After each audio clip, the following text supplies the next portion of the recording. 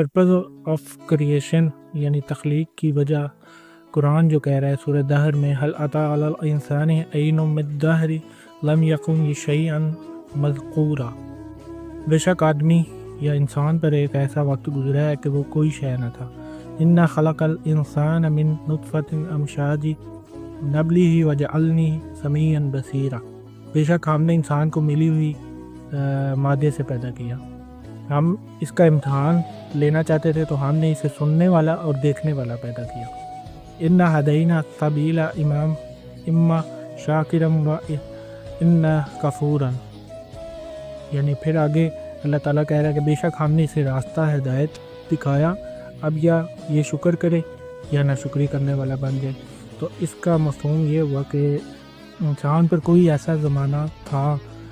کہ وہ کوئی قابل ذکر شے نہیں تھی، میں اور انسان یا آپ۔ قرآن مجید ذہن انسانی میں سوال پیدا کر رہا ہے یہاں، کیا انسانوں سوچو کہ تم پر ایسا زمانہ نہیں گزرا کہ انسان کوئی قابل ذکر شے نہیں تھی، یا میں اور تم یا آپ کوئی شے نہ تھے، پھر ہم نے ان انسانوں کو خلق کیا مادہ مخلوق سے، مادہ حیات سے۔ ان کی خلقت کا مقصد یہ تھا کہ ہم نے ان کا امتحان لینا تھا، ان کی خلقت کا مقصد جو تھا، تو ہم نے انسان کو قوت سماعت بھی عطا کی اور قوت بصارت بھی عطا کی،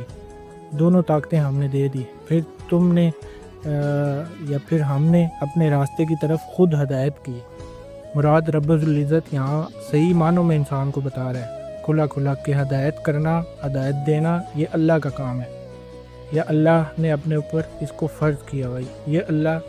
خود قبول فرما رہا ہے اور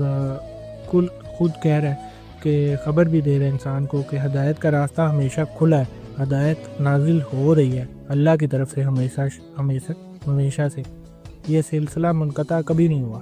اب اللہ نے اختیار، قبولیت اور چوائس انسان کو دے دی ہے کہ یہ طاقت انسان کے پاس ہے کہ اب تم اس ہدایت کو قبول کرو یا رد کر دو۔ always there is an option to take right decision۔ عربی لغت میں زمانے کے لیے بہت سے الفاظ ہیں، دہر بھی ہے، اثر بھی ہے اور وقت بھی ہے، زمان بھی ہے۔ اب قرآن نے اتنی اہمیت دی ہے زمانے کو، جب جہاں حوالہ ہے انسان کو نفع نقصان کا، اللہ رب العزت نے گواہ زمانے کو بنایا۔ تو انسان کی تخلیق کا مقصد جو اللہ نے کھلا کھلا آپ کو بتا دیا کہ میں اس کی آزمائش کرنا چاہتا تھا، اس لیے میں نے اس کو پیدا کیا اور عقل بھی دی اور ہدایت کا رستہ بھی اس کو دکھا دیا۔ اب تم پہ فیصلہ ہے کہ تم اسے اختیار کرو یا اس کو رد کر دو۔